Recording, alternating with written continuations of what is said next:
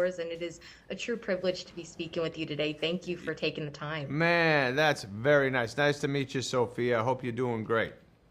I'm doing great because I'm speaking to you, and I'm doing great because I just watched this amazing movie called Leo, which I loved. You did It good. is so fantastic. Yeah, really Ah. fantastic. And one thing that I love about animation and the movies you've done specifically for families is that there's always great messaging and they're for everyone to enjoy. This one is obviously no exception. Did you personally relate to any of the kids' stories, or was there one that you were moved by the most? Because even though I'm older, I found myself relating to them. That's nice. I love that you felt like that.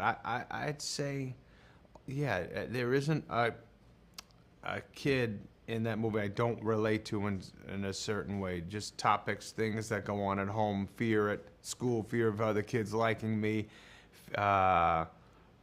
thinking I'm not smart, all that stuff connects with me. Not one particular one.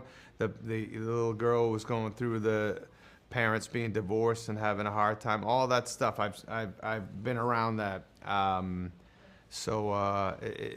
Everybody's story means something to me. Yeah. I love that. And I love the perspective you chose for this, the class pet. I mean, as someone who loves animals, Yeah. I just love that you threw that in. That's great. Where did you come up with that? Why did you land on a class pet? That is 100% my friend Robert Smigel's idea. I had the idea of showing the last year of elementary school, 5th grade, and what goes on in your head and the fear of moving on in life and kind of going to the next school and saying goodbye to those friends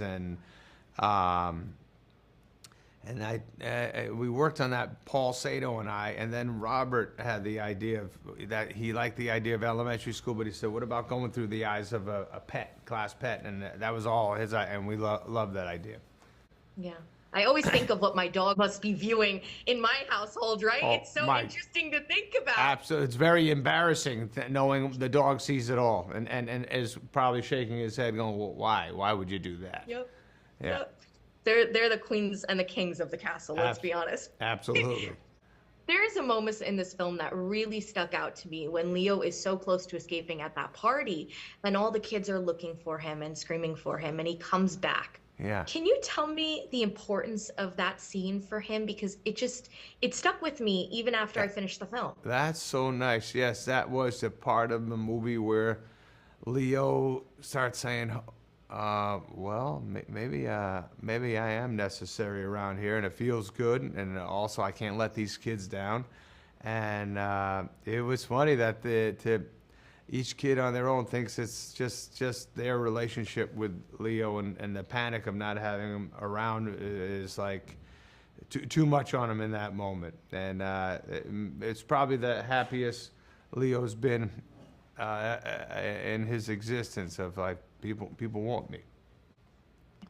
Well, thank you for all the laughs over the years. My family was all so excited that I was interviewing you, but nothing compared to my excitement. You have just been such a big part of my life. Thank you so much. Man, I love you, and thank you. Tell your family I said hi, and thanks for being so nice to me. We love you over here, Adam. Forever supporting. Thank you so much. Thank you. In Thank the you. lectures, fanboys, professional artists, and professors. Maybe a nerd who's just like you, talking about the things that you like too. So I invite you to the NOC. In full color, you see me. The hard knock life. Comics, movies, and TV. Yeah. Pop culture with a different perspective. Watch it on your screen, hit play, so check this.